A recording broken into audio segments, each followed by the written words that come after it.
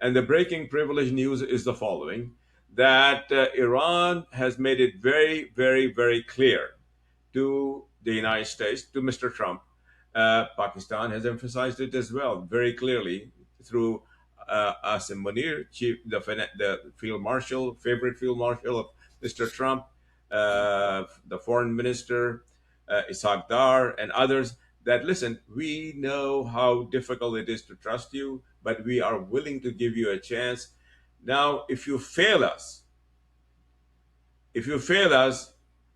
we have something in our hand that you know very well what it is. And I think for our informed This was audiences, and this was they and know this was what it is. communicated and this was communicated straight away via the Direct. This is Zulfiqar Ali. This is Transition Protocol. I am privileged to have with me a very valued guest, Pepe Escobar. Pepe Escobar, nobody needs, he does not need an introduction to for anyone. Everybody who follows Eurasia, everybody who follows geopolitics as it is evolving in the world, knows Pepe Escobar because Pepe Escobar, even though he is originally from Brazil, he lives half of his time in Thailand and the other half he's now living in Paris, and he has been most recently in Shanghai and in Russia. And he brings to us information that is extraordinarily privileged because it is from his trusted sources and it is directly delivered to you without any kind of intervention from corporate bosses.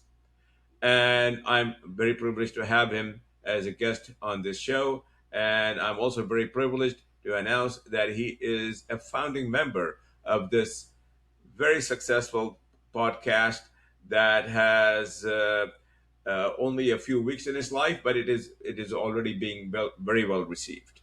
And I also bring privileged information from my own sources. We also have another founding member who is highly respected in the world, and his name is Larry Johnson. You know him very well. He's our partner. And soon we are going to be joined by Vijay Prasad as a founding member.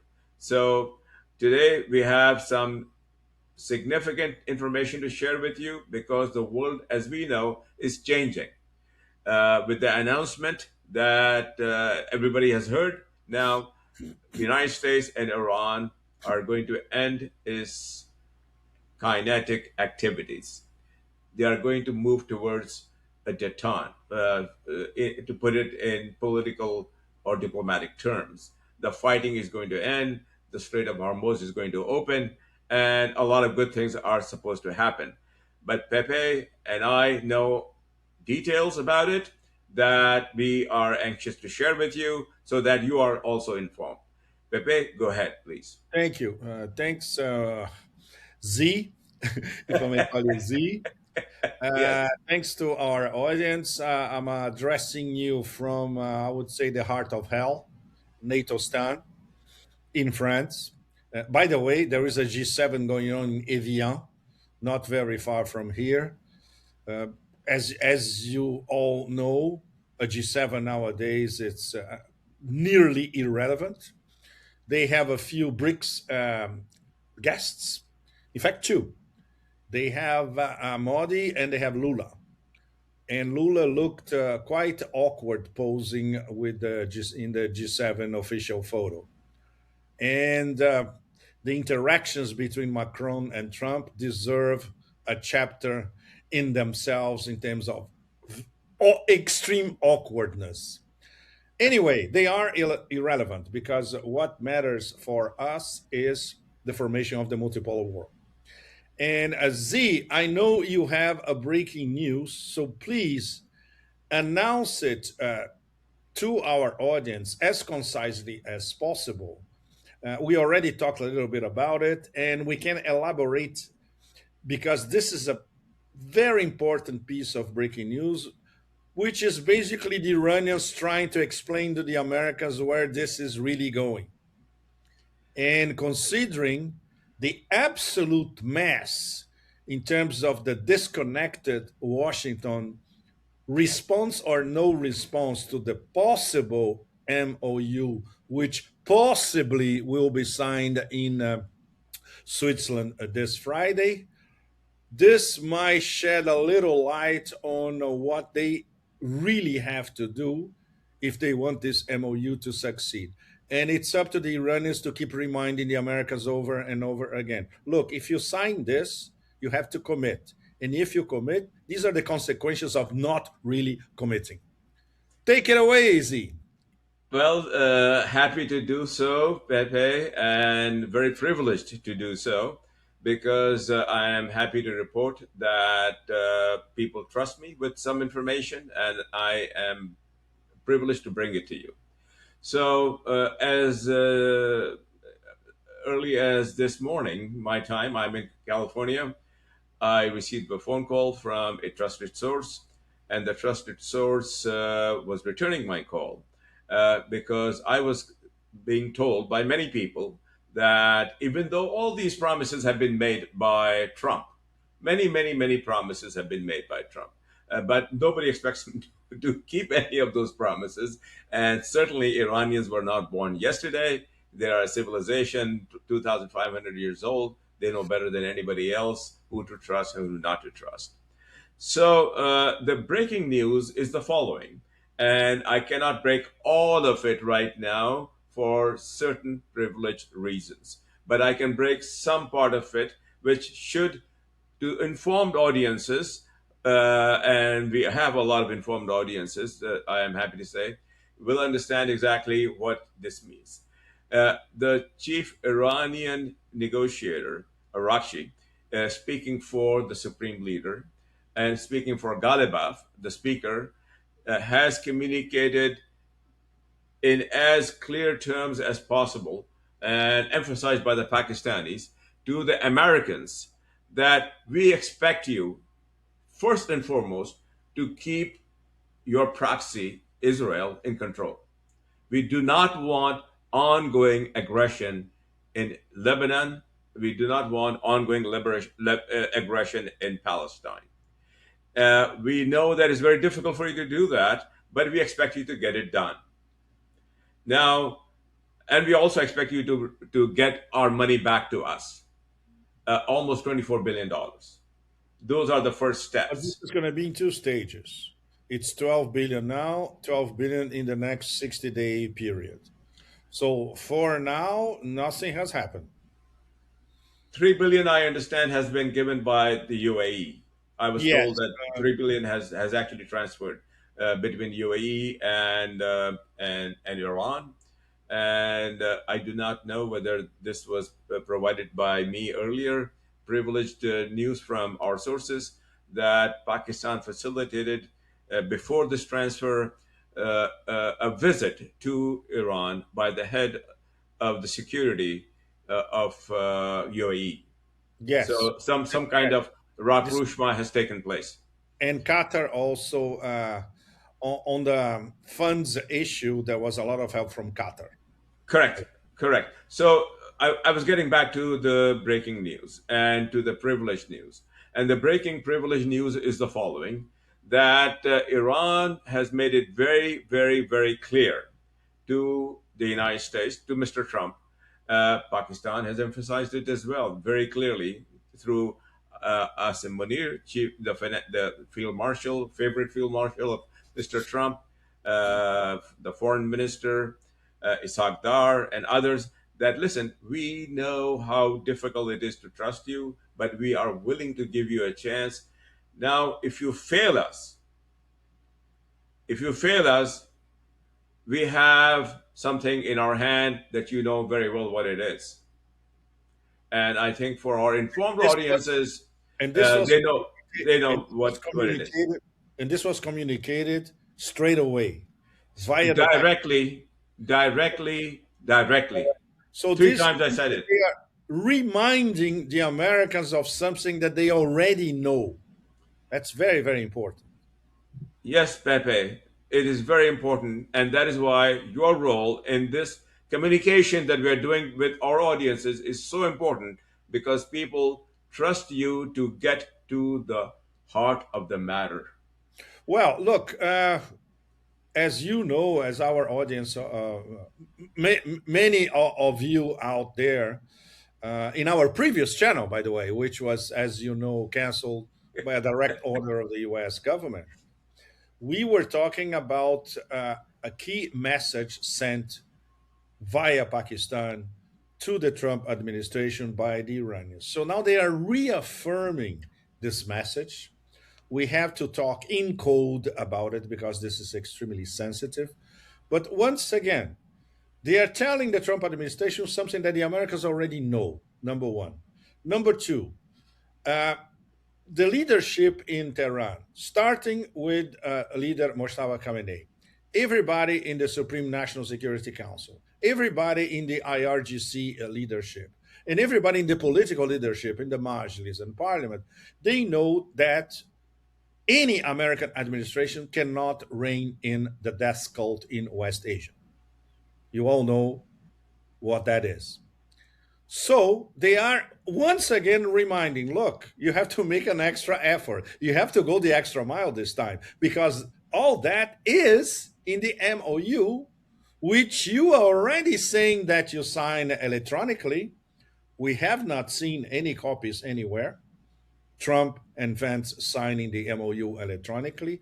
Iran has not signed yet. This is still being debated in Iran.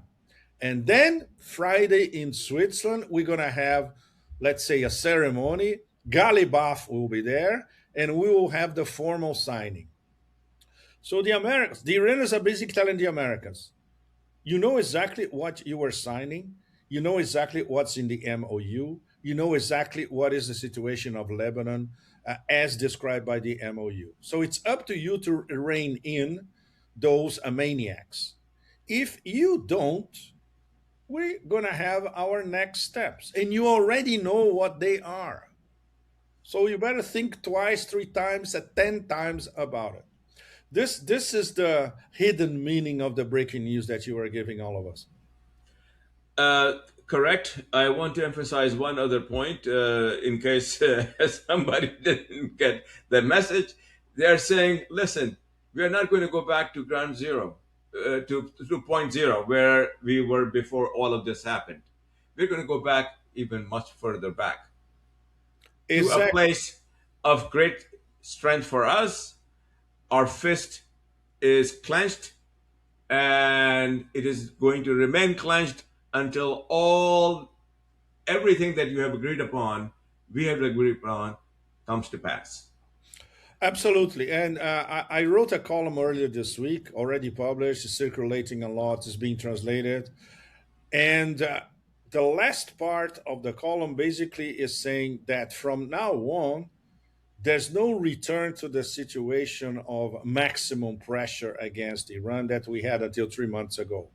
Now, the commitments that are going to be inscribed in the MOU are bilateral. So if one side breaks it, the other side will break it twice, which is what exactly what the Iranians were doing until a few days ago. You want to attack us again? Okay, our response is going to be 1.5 bigger, or maybe soon twice as big as your attack. So this is a completely new paradigm by the party that is enjoying and will continue to enjoy all the way to the funeral ceremony uh, of Supreme Leader Ayatollah Khamenei, which is going to last for a few days in early June, from 4 to 9 of June, culminating in his burial in Mashhad at the sanctuary of Imam Ali in Mashhad. Victory. And this particular Absolutely. day is going to be this is already being described in Iran as Victory Day. This is Absolutely. exactly how the leadership in Iran sees it. They inflicted a strategic defeat on two nuclear powers that threw everything against them for 40 plus days. And the strategic victor is Iranian. And the key terms of the 14-point memorandum of understanding, there are several versions circulating. I read Farsi, original Farsi version. I read another Arabic version. They are more or less the same. And when you read the details, basically all the key Iranian points are there.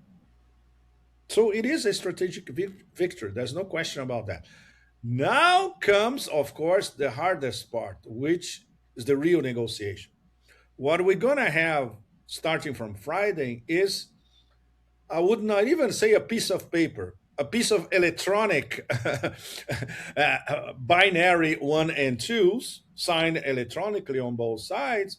Okay, let's start talking. Then we're going to have the real deal. And this first probably 60-day period of discussion, which will have to be postponed because they simply cannot solve all these matters in 60 days, this is going to be the real nitty gritty. And it's going to be extremely, extremely difficult because the Americans are not inclined to make any concessions, essentially. What we've been hearing from different parts of the American government, from the industrial military apparatus, and from the think tanks, etc., is okay. We're going to play for time, and what they're going to do with their time later on is anybody's guess. One of them is the resumption of war. This is something that could happen within the next few months or after the midterms.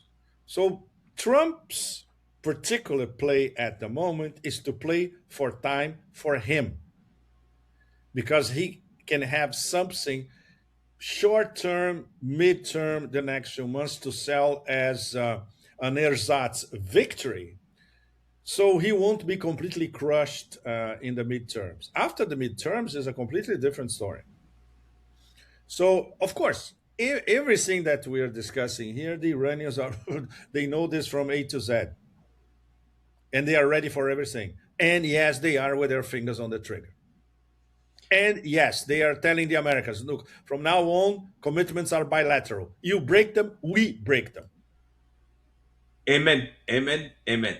Three times, Pepe, and I will add one additional key detail in this, which will be important for our audiences. That not only everything that you said, every single thing that you said is absolutely, totally, 100% true, because I've heard it directly from the horse's mouth. There is one other layer to this, which I'm happy to disclose to the world through you right now. There are certain people who are very highly respected globally, between Muslims and non-Muslims and Christians and Trump and everybody else. And I cannot say much more because if I did, those people will be identified. They have intervened on top of everybody else that we know. These are hidden messengers, and they have been the ones to provide the reassurance to both parties that listen, this is really the way that we are doing it right now between the United States and Iran. This is the right way, and if you don't do it this way, it is catastrophe. Iran is better equipped to deal with the catastrophe than Mr. Trump is. So they have persuaded Mr. Trump to go forward. So Mr. Trump has gone forward, but the big question remains, can he ever have any control over the Zionist? No, he cannot. And we all know that. And the maximum pressure from the Zionist International and the different lobbies, the superimposed lobbies, will be absolutely relentless. And they are already opening, proclaiming it. Look, we're not going to retreat from Lebanon. We'll continue to essentially harass southern Lebanon, all the way to Dahieh in southern Beirut. So this means that the deal is already being sabotaged from the inside by Israel. Is Trump going to react against that? Hardly. There's going to be a good cop, bad cop play, which is already in play, by the way. So he can have plausible deniability. Look, I told them not to do anything, but it's their decision. I cannot influence all that. Everybody knows this is bullshit. So this is very, very dangerous already, even before they signed the MOU on Friday. And the Iranians, once again, the breaking news that you had a few minutes ago, they are reminding the US, look, this is all part of the MOU. If they break it, this means that you are breaking it. And then we'll break on our side. We'll deal with them directly, and you won't interfere. Because if you interfere, then the whole thing explodes. There's not even the pretense of an MOU. So that's it. Do you want your off ramp? Okay, your off ramp is right in front of you. You already signed digitally. So you have to follow the terms. And at the same time, we all know this is practically impossible, realistically impossible. This deal, which is a non deal, this pre deal, will be broken. We all know that. And over again. So, once again, the Iranian reaction, which obviously they already have three, four, five different plans to how they're going to react. And they are ready to implement it, and they are not afraid to implement it. First of all, because the way they played for time before the signing of the MOU was already a strategic masterclass. They kept Trump waiting for a definitive response from Tehran to the point that he was completely exasperated because he thought that he had a deal between commas.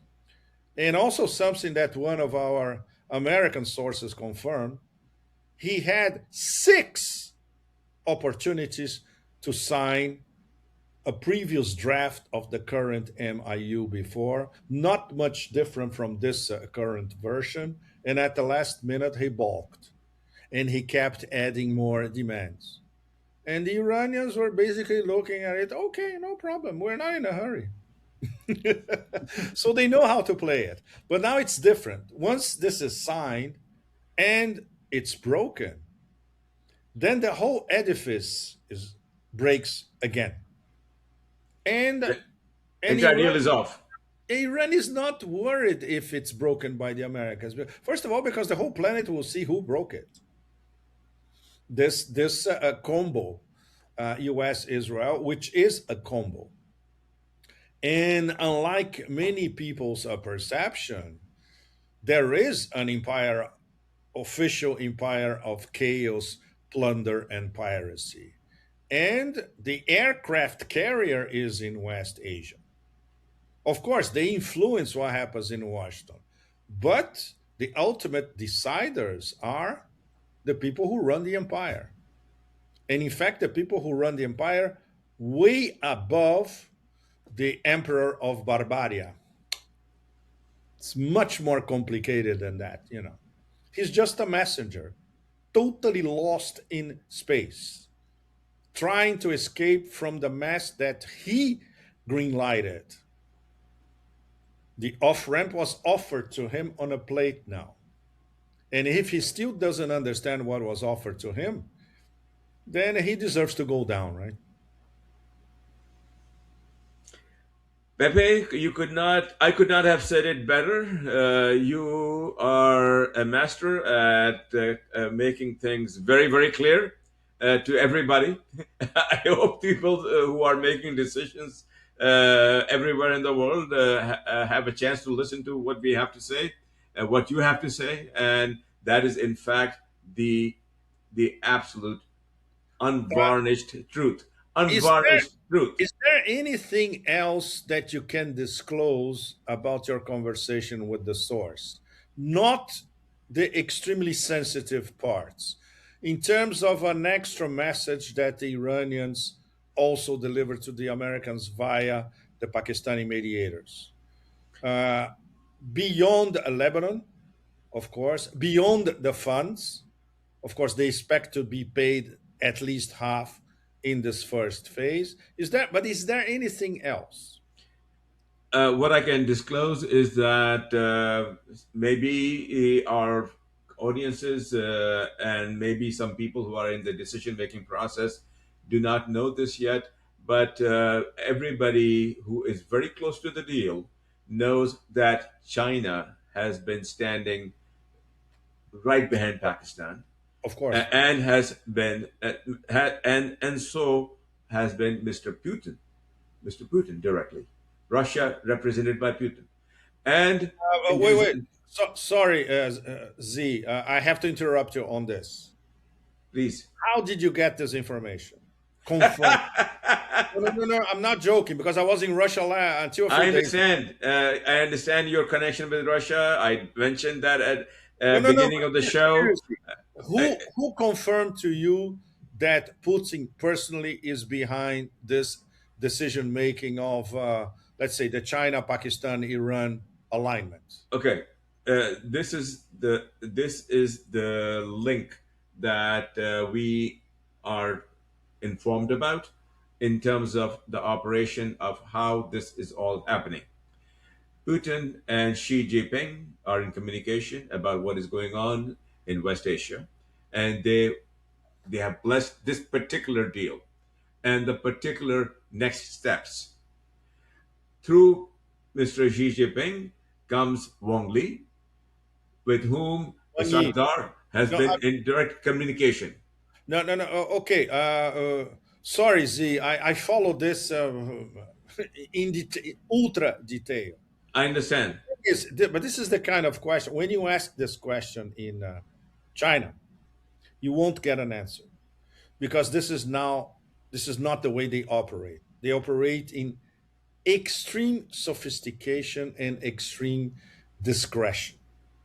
So when I was trying to get into this subject of how deep China wants a resolution of the Iran US standoff in terms of how what they are suggesting directly to Pakistan and to Iran. You don't get an answer from anybody directly about that. You get a few nuggets here and there, you get a few metaphors, you have a few figures of speech, and then you have to work on it to understand that, yes, the Chinese, it's not that they were putting pressure on Iran to sign a deal. No. What Wang Yi was telling Arakshi and over the phone several times is get some sort of deal from the Americans, in a sense that if they break it, it's their responsibility, it's not yours. But you should get an understanding that would never betray your sovereignty and independence principles, which is what the Chinese value most.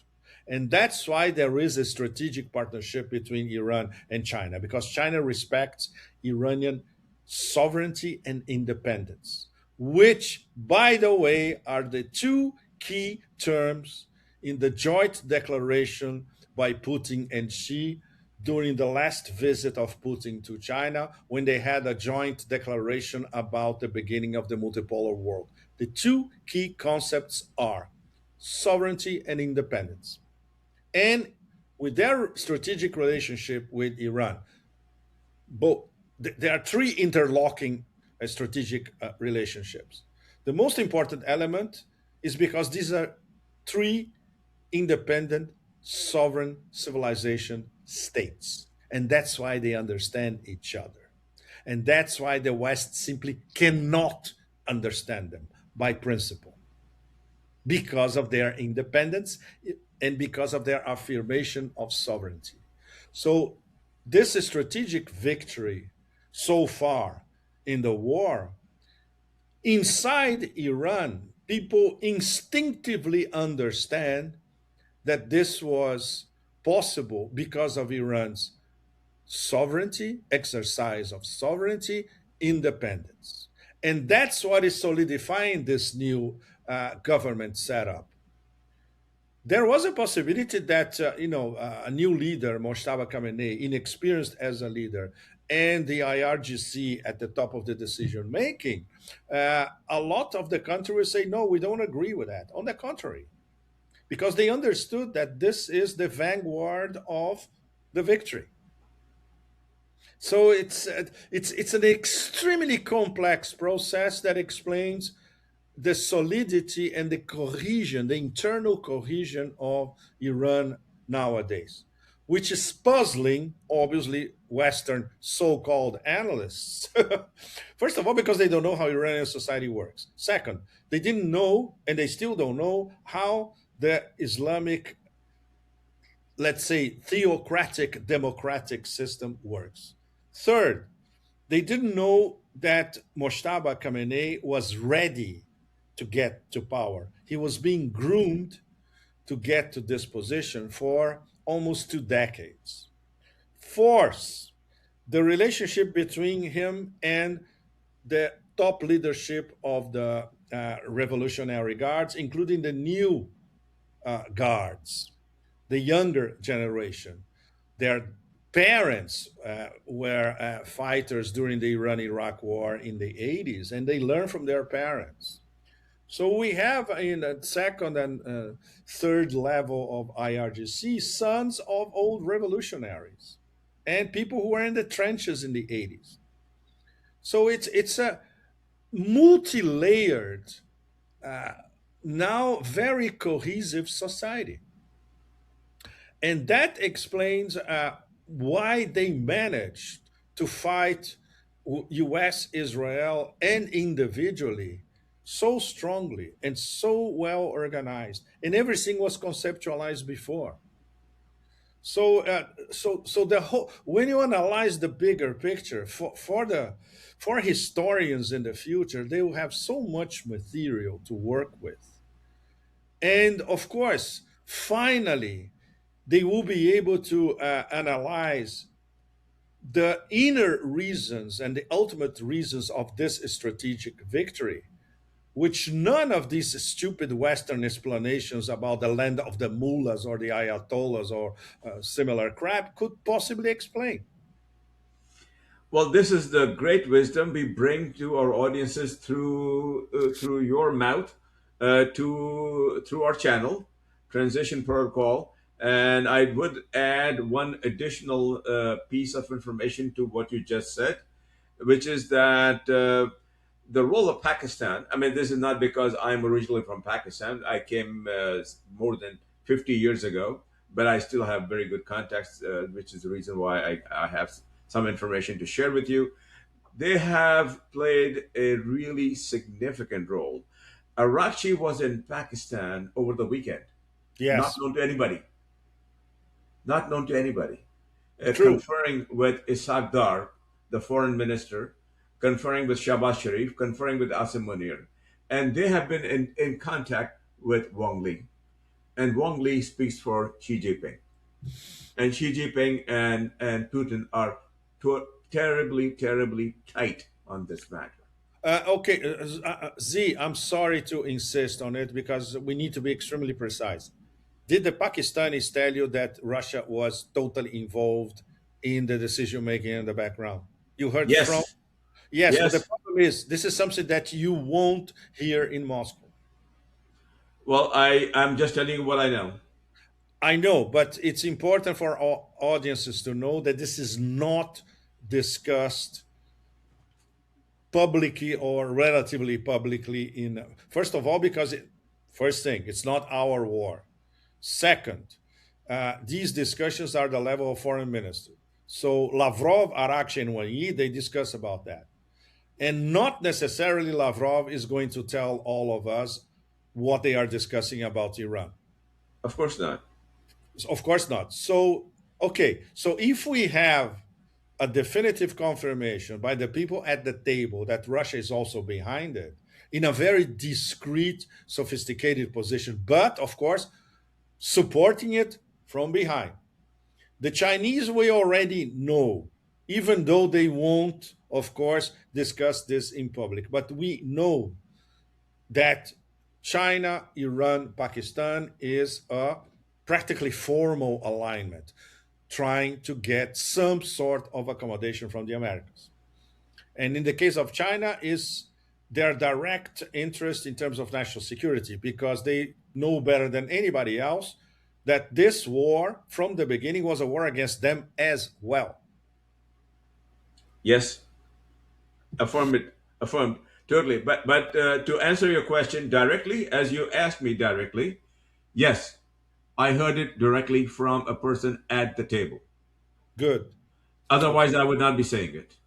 No, very, very good. Very And good. my commitment to my audience, to you, is that I will never say something as a definite information I received unless I received it.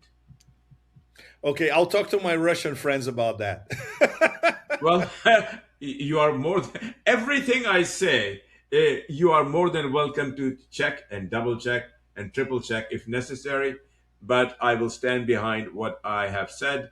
And this was something very significant that I believe was communicated to our American friends that listen, it is just not Iran that is making these positions very clear to you. It is the two powers behind Iran and the facilitator, which is not to be ignored also because it has become a regional heavyweight, that is Pakistan. So I understand you are time bound today. Tomorrow we have a joint session with our Sure. friend Larry. But I thank you very much, Pepe, for showing up today. We talked about a lot of important issues. We broke some news also. And you clarified matters that only you can clarify because of your background and because of your relationship with decision makers in China and Shanghai who are critical to what is happening right now. So thank you very much to my Thank you. audience. Please subscribe. Uh, please like what we have discussed with you. If you like what we have to say, kindly share that with your friends. This is a new channel and we need all your support. And we bring to you people who you will not see too many other places, and we bring you the unvarnished truth. That is the most important thing that we bring to you. That is not moderated by some corporate interest. So thank you very, very much. Thank you, Pepe, and I shall see you tomorrow. Do you have anything to say to our audiences before we Oh, close? thanks, Z. Thanks very much. Thanks to you, our audience. We are rebuilding our audience from scratch, of course. And tomorrow we have the three of us with Larry, with obviously another batch of last minute breaking news and the usual shop of horrors, of course. Thanks very much. Thank you very much. Bye bye. Same time tomorrow.